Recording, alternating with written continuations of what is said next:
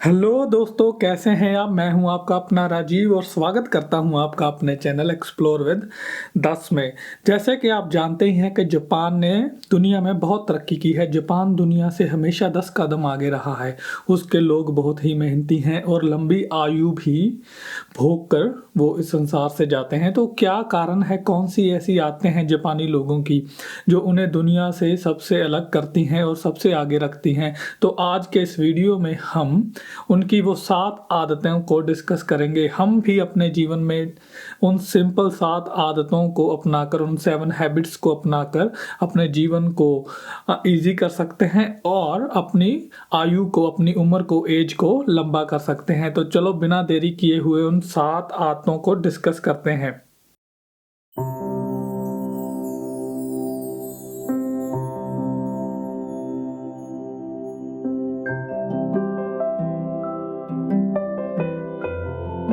पहली उनकी आदत है, वो अपने घर को ऑर्गेनाइज्ड और क्लीन रखते हैं। जी हाँ, आपको तो लगता होगा कि ये तो बहुत सिंपल सी आदत है, इससे क्या फ़र्क पड़ेगा? नहीं, इससे बहुत ही फ़र्क पड़ता है। अगर आपका एनवायरनमेंट, आपका आजू-बाजू क्लीन है तो आपका काम मन में ज़्यादा लगता है। आपकी सेहत भी अच्छी रहती है और आपको बीमारियाँ भी कम लगती हैं और आप अपने अंदर इमोशनली खुश भी रहते हैं। तो वो क्या करते हैं कि जो शूज़ हैं, सबसे पहली आदत जो क्लीनिंग में आती है, वो जो शूज़ हैं अपने घर के बाहर ही उतारते हैं। कभी भी शूज़ को अंदर नहीं लेकर आते, उससे उनका घर जो है क्लीन और नाइस एंड टाइडी रहता है। जापानियों की आदत तो ये है कि वो हर रोज़ अपनी टॉयलेट क्लीन करते हैं। जी, आप हैरान होंगे लेकिन ये सच है। जापानी जो मोस्टली लोग हैं वो अपनी टॉयलेट को हर रोज़ सुबह सबसे पहले क्लीन करते हैं।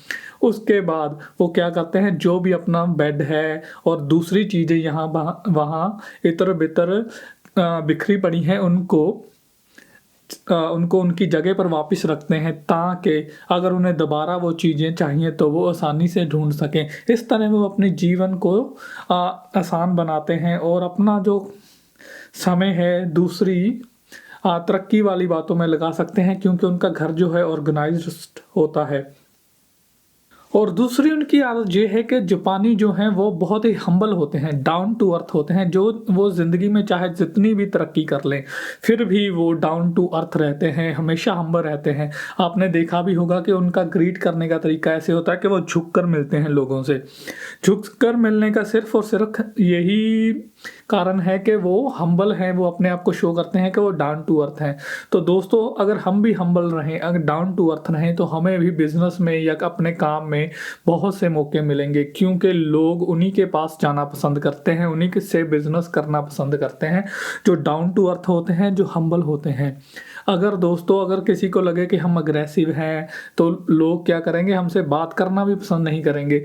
लोगों को अगर किसी के साथ बिज़नेस डील करनी है तो या किसी से कुछ सामान खरीदना है तो वो सिर्फ़ हम्बल आदमी के पास ही जाएँगे, क्योंकि उन्हें पता है कि ये हमें अच्छे से ट्रीट करेगा। तो यही कारण है जापानियों की तरक्की का, तो इसे भी हमें अपनी ज़िंदगी में अपनाना है। तो बिना देरी किए हुए आप चलते हैं तीसरा कारण। तो दोस्तों, जापानी कभी भी थैंक यू करना नहीं भूलते। वो हर बात पर धन्यवाद करते हैं।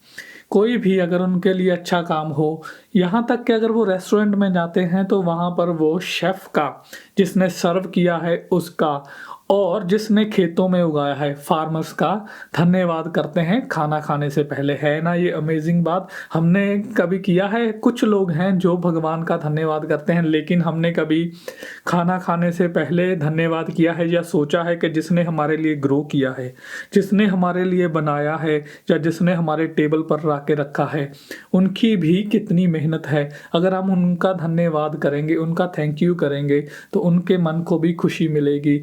तो इस तरह जापानियों की ये भी एक अच्छी आदत है। आप भी ऐसा करना शुरू कीजिए, क्योंकि अगर आपके लिए कोई भी अगर छोटा-सा भी काम करता है, कोई भी आपकी छोटी-सी भी मदद करता है, तो उसका धन्यवाद करना, उसको थैंक यू कहना कभी मत भूलें। ये एक बहुत ही अच्छी आदत है। जो कर रहा है उसको एक अच्छी जो इमोशनली उसको और अच्छा करने की जो बढ़ावा देगी और आपके मन को भी शांति देगी कि किसी ने मेरे लिए अच्छा किया तो मैंने उसका थैंक यू किया। थैंक यू या धन्यवाद करना सिर्फ वर्ड्स ही हैं, इसमें किसी का कुछ जाता नहीं, आपका कुछ खर्च नहीं होगा। तो दोस्तों सिर्फ और सिर्फ आपको उनका थैंक यू करना है।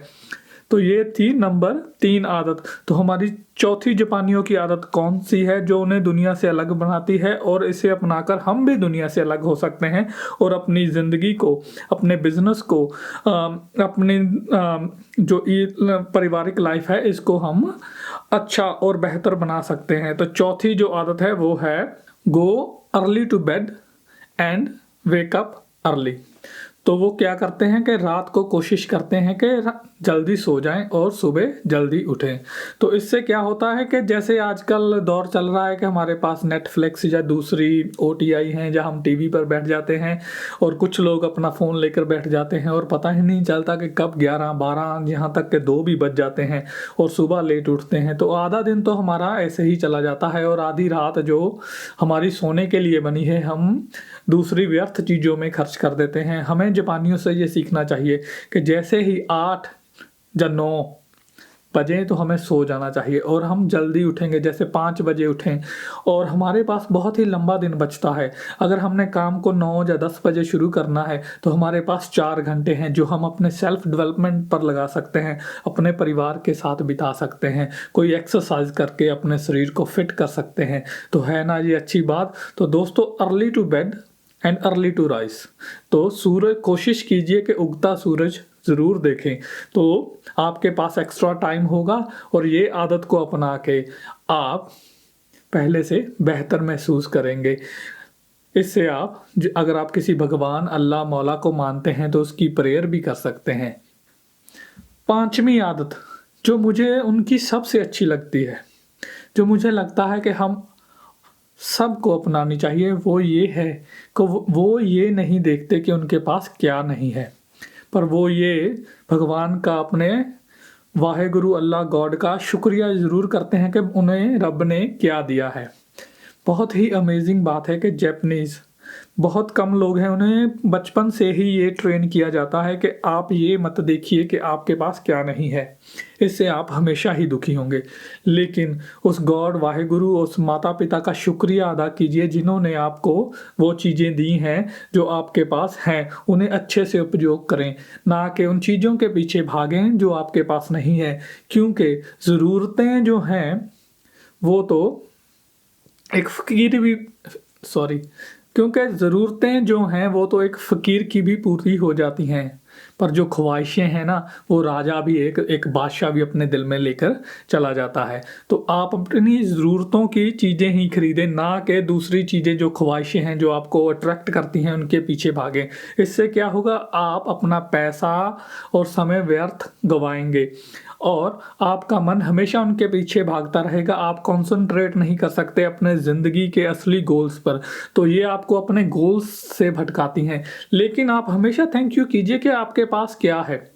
अगर आपके पास वो चीज़ें हैं जो दूसरों के अभी पास हैं, नहीं हैं, जो उनका अभी ड्रीम ही है, तो आप बहुत ही खुशकिस्मत हैं, क्योंकि बहुत सी चीज़ें आपके पास ऐसी हैं जो आपके नीचे वाले लोग, जो आपसे गरीब लोग हैं, उसका सिर्फ ड्रीम ही लेते हैं।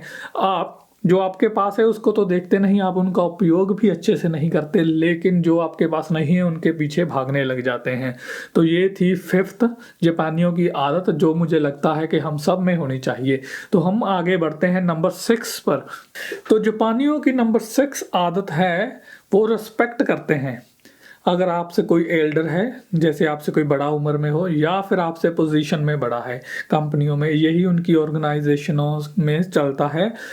इसे वो हिराकी, जैसे कि लेवल ऑफ हिराकी है, अगर आपसे कोई बॉस है तो झुककर उन्हें बुलाना और ऐसी जैसी उनकी पूरी रिस्पेक्ट करते हैं। इसीलिए जैपनीज़ कंपनीज जो हैं क्वालिटी प्रोडक्ट प्रोड्यूस करती हैं, वो अपने काम को अपने दिल से करते हैं, अपने बॉस का कहा मानते हैं और अपने घर में भी अगर उनका कोई जो बुज़ुर्ग है, बूढ़ा है, उसकी भी वो तहे दिल से रिस्पेक्ट करते हैं, हमेशा उनसे झुक कर मिलते हैं और अपना जो यही तो यही जो उनकी आदत है उनको दूसरी दुनिया से अलग बनाती है, क्योंकि अभी मॉडर्न कल्चर चल रहा है, वेस्टर्न कल्चर अडॉप्ट किया जा रहा है सभी जगह पर, और हम अपने बूढ़ों बुज़ुर्गों की, अपने से ऊपर वालों की इज़्ज़त नहीं करते। यहाँ तक कि हम स्कूल टीचर्स जो हमारे ट्रेन करते हैं या किसी और फील्ड में टीचर हैं, कोच हैं, हम उनकी इज़्ज़त करना भूल गए हैं। लेकिन जापानीज़ से हमें सीखना चाहिए कि हमें अपने बूढ़े बुज़ुर्गों की, जो हमारे स्कूल टीचर्स हैं, कोचेस हैं एजुकेशन के, जो हमारे बॉस हैं हमारे काम में, जिस पोजीशन पे हैं, हमें उनके पोजीशन की इज्जत करनी चाहिए। हमें अपने काम को, जो हमें काम दिया गया है, उसे दिल से करना चाहिए। ऐसा करना शुरू कर देंगे तो दोस्तों आपकी ज़िंदगी में बदलाव ज़रूर आएगा। देखिए आपके मन को भी शांति मिलेगी, आपको लगेगा कि आपने अपना काम 100% किया है। और सातवीं जो कि लास्ट उनकी हैबिट है, लास्ट बट नॉट लीस्ट, ये भी मैं आपको बता दूं कि वो कौन सी है। वो है टेकिंग केयर ऑफ योरसेल्फ। जापानियों की एवरेज उम्र होती है वो है 84.62 ईयर्स, यानी कि 84.5 या 84 से 85 साल वो एक जो एवरेज जापानी है वो जीता है, जो कि बहुत ही ज़्यादा है। अगर हम दूसरे कंट्रियों की देखें तो अगर डेवलप कंट्रियों की तो शायद 80 के अराउंड मिल जाएगी, लेकिन जो अनडेवलप कंट्री हैं या स्टिल डेवलपिंग कंट्रीज़ हैं उनमें तो 50-60 के बाद आदमी का आपको पता है कि, तो इसलिए वो अपना ख्याल बहुत रखते हैं। सबसे ज़्यादा वो क्या करते हैं, वो ग्रीन टी बहुत पीते हैं। हर मील के साथ वो ग्रीन टी पीते हैं, जिससे उनकी जो है अब सेहत अच्छी रहती है। वो राइस खाते हैं, कनक की जगह राइस खाते हैं, और उनका फूड जो होता है फ्राइड फूड कम होता है, लेकिन बॉइल्ड फूड जो है वो ज़्यादा होता है। सी फूड बहुत खाते हैं, एक्सरसाइज भी करते हैं। एक जो सर्वे हुआ था उसमें पाया गया था कि जापानी जो हैं वो एक्सरसाइज करना बहुत पसंद करते हैं, मॉर्निंग वॉक करना बहुत पसंद करते हैं। तो इसलिए वो अपना ख्याल भी बहुत रखते हैं, जिससे कि उनकी आयु जो है लंबी होती है। तो वो क्या करते हैं, पब्लिक ट्रांसपोर्ट भी ज़्यादा यूज़ करते हैं। इससे क्या होता है कि उन्हें वॉक करके जाना होता है जहाँ से वो बस या ट्रेन जाती है, और हमेशा क्यूज़ में रहते हैं। तो वॉकिंग से उनकी सेहत अच्छी रहती है और पोल्यूशन भी कम होता है, क्योंकि जापान में गाड़ियाँ अगर आप लेकर जाते हैं, ट्रैफिक की समस्या काफ़ी है, इसलिए वो पब्लिक ट्रांसपोर्ट से जो है फास्ट पहुंच जाते हैं, और पोल्यूशन भी कम होता है, सेहत भी अच्छी रहती है। कुछ ऐसी ही आदतें हैं उनके पास। ऐसा नहीं है कि उनके पास कारें नहीं हैं, वो पूरी दुनिया को कारें एक्सपोर्ट करते हैं, तो उनके पास गाड़ियां हैं, लेकिन उन्होंने सिर्फ अच्छी आदतों को अपनाया है ताकि वो जीवन में लंबा जी सकें। अच्छा फूड खाते हैं, एक्सरसाइज करते हैं। ये आदतें हमें भी अपनानी है। फूड आज से अगर आप एक्सरसाइज नहीं करते, आप किसी भी एज के हों, आप 40+ हों, 50 हों, कोई मायने नहीं रखता, आप कभी भी एक्सरसाइज शुरू कर सकते हैं। आप कोई भी फूड खाते हो, आज से मन बनाइए कि यार आज से मुझे फ्राइड फूड नहीं खाना। अगर बहुत मन करता है तो हफ्ते में 1 बार खाना है, इससे ज़्यादा नहीं खाना। हेल्थी फूड ही खाना है, इससे आप तंदुरुस्त स्वस्थ रहेंगे और अपनी तरक्की भी कर सकेंगे।